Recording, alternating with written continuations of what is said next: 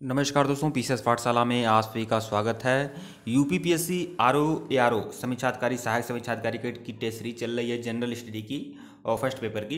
देखिए दोस्तों, यह टेस्ट सीरीज संख्या 17 है। एक रिक्वेस्ट आप सभी लोगों से करना है कि मैं कुल 2000 एमसीक्यू देने वाला हूं यूपीपीएससी आरओ के लिए, जो बहुत ही बेहतरीन होगा, ज़बरदस्त होगा और पूरी तरह से सारगर्भित व्याख्या के साथ होगा। आप लोगों से बस यह करना है कि वीडियो को बहुत सारे लोग नहीं देख रहे हैं, तो आप लोग इसे शेयर कर दीजिए दोस्तों। अगर आप मुझे थैंक यू बोलना चाहते हैं तो कम से कम शेयर कर दीजिए, जो भी शेयर करने का माध्यम है शेयर कर दीजिए, ताकि ज़्यादा से ज़्यादा लोग जुड़ सकें और फिर हमारा मनोबल बढ़े और हम आप लोग को अच्छी से अच्छी सामग्री देने का प्रयास करें। और मैं पूरा का पूरा कई सारी सामग्री दूंगा और मैं 2000 एमसीक्यू कराऊंगा, जिसमें से ज़्यादातर आप लोग का देखिएगा, बहुत ही अच्छा परफॉर्मेंस आप करेगा। टेलीग्राम बिल्कुल ज्वाइन करिएगा, टेलीग्राम का लिंक डिस्क्रिप्शन में दिया गया है, टेलीग्राम का लिंक डिस्क्रिप्शन में है, बिल्कुल ज्वाइन कर लीजिएगा। 7000 क्वेश्चन की रामबाण टेस्ट सीरीज की पीडीएफ है, लिंक डिस्क्रिप्शन में दिया गया है। और आपका यह आपका यूपीपीएससी आरओ जनरल स्टडी के लिए है, वह लिंक डिस्क्रिप्शन में डाउनलोड कर सकते हैं और टेलीग्राम बिल्कुल ज्वाइन करिएगा। आइए सीधे प्रश्नों पे आते हैं। कोयम्बटूर को दक्षिण भारत का मैनचेस्टर क्यों कहा जाता है? तो दक्षिण भारत का मैनचेस्टर क्यों कहा जाता है कोयम्बटूर को? तो कपास उद्योग के लिए, कपास उद्योग के कारण कोयम्बटूर बहुत ही प्रसिद्ध है, इसलिए इसे दक्षिण भारत का मैनचेस्टर कहते हैं। उत्तरी भारत का मैनचेस्टर किसे कहते हैं? तो अहमदाबाद को कहते हैं।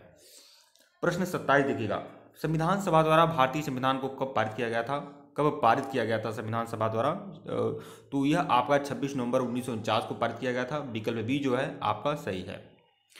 अगला प्रश्न देखिएगा, 26 नवंबर 1949 को पारित किया गया था, अगर लागू किया गया यह बात आए तो आपका 26 जनवरी 1950 होगा, ध्यान रखिएगा। प्रश्न 28 देखिएगा, मार्च 2019 तक उपबंध जानकारी के अनुसार भारतीय संविधान में कितने मौलिक कर्तव्य हैं? तो देखिए, सबसे पहले मौलिक कर्तव्य 10 ही थे, लेकिन 2002 में 86वां संविधान संशोधन हुआ और इस तरह से मौलिक कर्तव्यों की संख्या जो हो गई 11 हो गई। तो विकल्प डी आपका 11 मौलिक कर्तव्य है। प्रश्न 29 देखिएगा, भारत के राष्ट्रपति अपना त्यागपत्र किसको संबोधित करेंगे? तो भारत का राष्ट्रपति जब भी अपना त्यागपत्र देंगे तो वह भारत के मुख्य न्यायाधीश को देंगे। मुख्य न्यायाधीश को नहीं, उपराष्ट्रपति को देंगे। उपराष्ट्रपति शपथ आपका भारत का मुख्य न्यायाधीश दिलाता है राष्ट्रपति को, लेकिन राष्ट्रपति अपना त्यागपत्र उपराष्ट्रपति को देते हैं। विकल्प सी जो है सही है। और उपराष्ट्रपति जो त्यागपत्र देंगे वह राष्ट्रपति को देंगे और राष्ट्रपति त्यागपत्र जो देंगे वह उपराष्ट्रपति को देंगे। और यह जानकारी जो मिलती है अनुच्छेद 56 मिलती है। अनुच्छेद 56 के अनुसार राष्ट्रपति की पदावधि की जानकारी मिलती है और यह भी जानकारी मिलती है 56 के 2 के अनुसार कि राष्ट्रपति अपना त्यागपत्र उपराष्ट्रपति को देते हैं। प्रश्न 30 देखिएगा, भारतीय संसद में मंत्रिमंडल के विरुद्ध अविश्वास प्रस्ताव पेश करने के लिए न्यूनतम सांसदों की आवश्यकता है? तो कितने सांसदों की आवश्यकता है विश्वास प्रस्ताव पेश करने के लिए मंत्रिमंडल के विरुद्ध? तो 50 सांसदों की आवश्यकता होती है। 50 सांसद अगर चाहें तो अविश्वास प्रस्ताव पेश कर सकते हैं। और एक बात और जानकारी आपको चाहिए देना चाहूँगा कि अविश्वास प्रस्ताव जो है लोकसभा में ही पेश किया जाता है, लोकसभा में ही पेश किया जाता है। राज्यसभा से इसका कोई लेना देना नहीं होता है, केवल लोकसभा में। प्रश्न 31 देखिएगा, सर्वोच्च न्यायालय के न्यायाधीश पद पर नियुक्ति के पात्र बनने के लिए किसी जज को उच्च न्यायालय के न्यायाधीश के रूप में कितने वर्ष की सेवा आवश्यक है? तो यह आपका होगा 5 वर्ष। 5 वर्ष अगर कोई उच्च न्यायालय में न्यायाधीश रह चुका है तो वह सर्वोच्च न्यायालय के न्यायाधीश बनने के लिए पात्र हो सकता है। और 10 वर्ष अगर वह अधिवक्ता रहा है उच्च न्यायालय में, तब वह पात्र हो सकता है सर्वोच्च न्यायालय के लिए। प्रश्न 32 देखिएगा, भारतीय संविधान के किस संविधान संशोधन अधिनियम ने मतदान की उम्र 21 वर्ष घटाकर 18 वर्ष कर दी? पहले मतदान की जो आयु थी वह 21 वर्ष थी, लेकिन उसे 18 वर्ष कर दिया गया था। 1989 का 61वां संविधान संशोधन था, इसमें कर दिया गया था। यह बहुत ही इंपॉर्टेंट प्रश्न है, बार बार परीक्षा में रिपीट करके पूछता रहता है। प्रश्न 33 देखिएगा, भारत में हरित क्रांति के जन्मदाता थे? तो डॉक्टर एम एस स्वामीनाथन जो है भारत में हरित क्रांति के जन्मदाता थे। हरित क्रांति की जो शुरुआत हुई थी 1966-67 में हुई थी। 1966-67 में हुई थी। भारत में हरित क्रांति के जन्मदाता जो थे एम एस स्वामीनाथन थे, लेकिन अगर वैसे कहा जाए हरित क्रांति के विश्व स्तर पर जन्मदाता कौन है, तो नॉर्मन बोरलॉग है। नॉर्मन बोरलॉग है, तो यह चीज़ ध्यान में रखिएगा। प्रश्न 34 देखिएगा, 1 रुपये के नोट पर किसके हस्ताक्षर होते हैं? 1 रुपये के नोट पर किसके हस्ताक्षर होते हैं? इंपॉर्टेंट प्रश्न है। वित्त सचिव के हस्ताक्षर होते हैं। 1 रुपये के नोट पर वित्त सचिव के हस्ताक्षर होते हैं, जबकि 1 रुपये से ऊपर के जितने भी नोट हैं सब पर आरबीआई के गवर्नर का हस्ताक्षर होता है। वित्त सचिव के हस्ताक्षर होते हैं 1 रुपये के नोट पर। और टकसाल कहाँ है? तो मुंबई, कलकत्ता, हैदराबाद और नोएडा। कुल 4 टकसाल हैं भारत में, मुंबई, कलकत्ता, हैदराबाद और नोएडा, ध्यान रखिएगा। प्रश्न 35 देखिएगा, 2017 में दर्ज भारत में शहरीकरण की स्थिति क्या है? शहरीकरण की स्थिति क्या है? तो 30 से 35% शहरीकरण हुआ है भारत में। देखिए दोस्तों, एक वीडियो में कुल 25 MCQ करा रहा हूँ, जो बहुत ही मोस्ट इंपॉर्टेंट है। टेलीग्राम बिल्कुल ज्वाइन करेगा, टेलीग्राम का लिंक डिस्क्रिप्शन में है, और 7000 MCQ की PDF है जनरल स्टडी के लिए, यूपीपीएससी आरओ के लिए, वह लिंक डिस्क्रिप्शन में दिया गया है, डाउनलोड कर सकते हैं।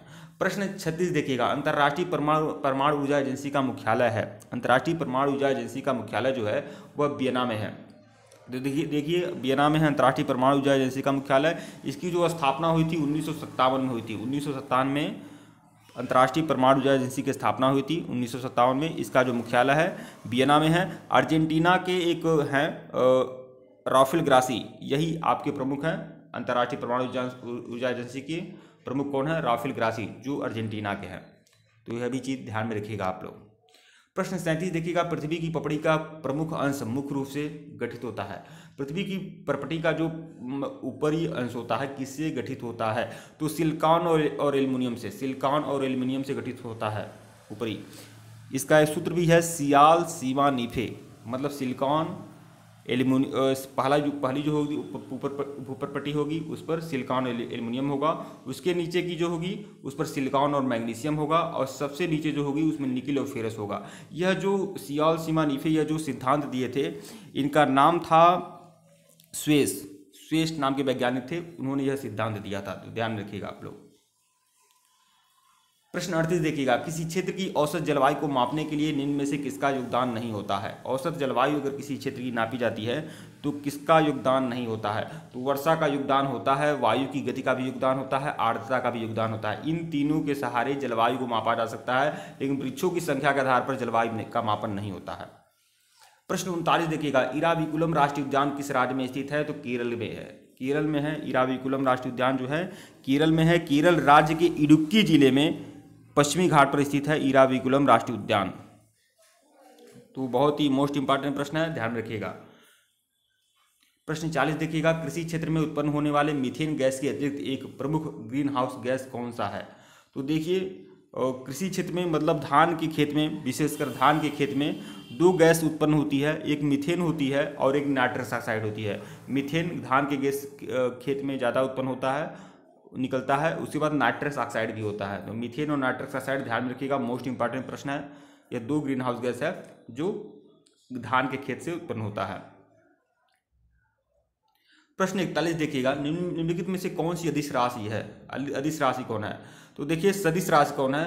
बल है, विस्थापन है, त्वरण है, वेग है, संवेग आदि सदिश राशियां होती है। कौन अदिश राशि है? तो कार्य जो है आपकी अदिश राशि होती है। विकल्प ए। स्वस्थ मनुष्य का तापक्रम कितना होता है? तो स्वस्थ मनुष्य का जो तापक्रम होता है कितना होता है? तो 36.9 डिग्री सेल्सियस। कुल मिलाकर 37 डिग्री सेल्सियस आप मान सकते हैं कि 37 डिग्री सेल्सियस जो होता है स्वस्थ मनुष्य का तापक्रम होता है। अगर इसे फ़ारेनहाइट पैमाने में देखा जाए, तो 98.6 फ़ारेनहाइट जो होता है 37 डिग्री सेल्सियस के बराबर होता है। केल्विन पैमाने में देखा जाए तो 310 केल्विन जो होता है वह आपका फ़ारेनहाइट या सेल्सियस पैमाने के बराबर होता है। तो मनुष्य शरीर का तापक्रम कितना होता है? 37 डिग्री सेल्सियस, मतलब 36.9 डिग्री सेल्सियस भी होता है, 98.6 फ़ारेनहाइट भी होता है और 310 केल्विन भी होता है। तो यह चीज़ ध्यान रखिएगा आप लोग मानव शरीर का तापक्रम के बारे में। एक बहुत बड़ा इंपॉर्टेंट प्रश्न है कि सबसे ज़्यादा रक्तचाप किस जीव का होता है? तो सबसे ज़्यादा रक्तचाप होता है यह आपका बकरी के खून का सबसे ज़्यादा रक्तचाप होता है, ध्यान रखिएगा बकरी के। प्रश्न 43 देखिएगा, वह ताप जिस पर कोई ठोस वस्तु अपनी ठोस अवस्था से द्रव अवस्था में परिवर्तित हो जाती है वो उसे क्या कहते हैं? तो उसे गलनांक कहते हैं। गलनांक, विकल्प बी जो है आपका सही है, उसे गलनांक कहते हैं। कृत्रिम वर्षा के लिए प्रयुक्त हो जाता है। कृत्रिम वर्षा के लिए सिल्वर आयोडाइड का प्रयोग करते हैं। सिल्वर आयोडाइड के लिए कृत्रिम वर्षा का उपयोग करते हैं। सिल्वर आयोडाइड के लिए कृत्रिम वर्षा के लिए सिल्वर आयोडाइड का प्रयोग किया जाता है। एक है सिल्वर ब्रोमाइड। तो सिल्वर ब्रोमाइड का उपयोग क्यों किया जाता है? सिल्वर ब्रोमाइड का प्रयोग फोटोग्राफी में प्रयोग किया जाता है। सिल्वर ब्रोमाइड, अगर यहाँ पर सिल्वर आयोडाइड की जगह सिल्वर ब्रोमाइड होगा तो सिल्वर ब्रोमाइड का उपयोग फोटोग्राफी में किया जाता है। सिल्वर आयोडाइड का उपयोग कृत्रिम वर्षा में किया जाता है। सिल्वर नाइट्रेट क्या होता है? सिल्वर नाइट्रेट आपका, जैसे कि आप लोग ओट डालते हैं, कोटिंग करते हैं तो जिससे जो स्याही आपकी उंगली में लगाई जाती है वही है सिल्वर नाइट्रेट। उसे लूनर कास्टिक भी बोलते हैं। तो ध्यान में रखिएगा, वह भी इंपॉर्टेंट प्रश्न है, बार बार आता है। प्रश्न 45 देखिएगा, अंगूर की खेती करने को या संवर्धन को निम्नलिखित में से किस नाम से जाना जाता है? BT culture. बीटी कल्चर जो में होती है, अंगूर की खेती होती है बीटी कल्चर में, ध्यान रखिएगा। विकल्प ए जो है आपका सही है, बीटी कल्चर। मछली पालन जो होता है पीसी कल्चर में होता है। हार्टिकल्चर फल फूल सब्जी आदि का उद्यान रूप में जो कृषि होती है उसे हार्टिकल्चर कहते हैं। सेरीकल्चर में रेशम पालन, रेशम उद्योग जो होता है वह सेरीकल्चर में आता है। रेशम के कीटों का पालन जो होता है सेरीकल्चर में आता है, तो ध्यान रखिएगा आप लोग। प्रश्न 46, निम्नलिखित में से कौन सा एक जल में घुलनशील है? जल में घुलनशील विटामिन कौन सी है? तो यह भी ध्यान रखिएगा, जल में घुलनशील विटामिन बी और सी है। बी और सी जो होती है जल में घुलनशील होती है। ए, डी, ई और के वसा में घुलनशील होती है। जल में घुलनशील बी और सी और वसा में घुलनशील ए, डी, ई, के। तो कौन जल में घुलनशील विटामिन है? तो बी और सी है। बी तो है नहीं इसमें, सी ही है, तो सी होगा। विकल्प ए जो है आपका सही है। प्रश्न 47 देखिएगा, वह विकल्प चुनें जो तीसरे शब्द से ठीक उसी प्रकार संबंधित है जिस प्रकार दूसरा शब्द पहले से संबंधित है। तो दाब का इकाई क्या होता है? पास्कल होता है। विद्युत धारा का क्या होगा? एम्पियर होगा। तो विकल्प डी जो है आपका सही है। प्रश्न 48 देखिएगा, प्रश्न 48 इसको गणना करना है तो आप लोग अच्छे से देख लीजिएगा। फिलहाल मैं इसका सही उत्तर बता दे रहा हूँ। इसका जो सी होगा वो आपका सही होगा, देख लीजिएगा। प्रश्न 49 देखिएगा, यदि किसी महीने की 7 तारीख शुक्रवार से 3 दिन पहले हो तो महीने की 19 तारीख को कौन सा दिन होगा? प्रश्न 49 का ए होगा दोस्तों, रविवार। इसको भी आप लोग अच्छे से हल करिएगा, रविवार होना चाहिए, रविवार होगा। प्रश्न 50 देखिएगा, 50 भी आप अच्छे से पढ़ लें, देख लें। प्रश्न 50 का सही उत्तर क्या है? तो प्रश्न 50 का सही उत्तर है विकल्प ए। विकल्प ए केवल निष्कर्ष 1 अनुसरण करता है। इस तरह से आप लोग सही से देख लीजिएगा। ठीक है दोस्तों, वीडियो को लाइक और चैनल को सब्सक्राइब करेगा। टेलीग्राम का लिंक डिस्क्रिप्शन में बिल्कुल ज्वाइन करेगा। इसके पहले का वीडियो नहीं देखे हैं तो प्लेलिस्ट में जाएगा। यूपीपीएससी आरओ जनरल स्टडी के नाम से प्लेलिस्ट बनी हुई है। और हमारी जो भी सीरीज होगी दोस्तों आयोग के बेस पे होगी, पूरी तरह से आयोग के बेस पर है। ज़बरदस्त अच्छे तरीके से मैं सारी सीरीज करा रहा हूँ। परीक्षा होने तक इसे फॉलो को जरूर करते रहिएगा। धन्यवाद आप लोग को। टेलीग्राम ज्वाइन करना बिल्कुल मत भूलें। धन्यवाद।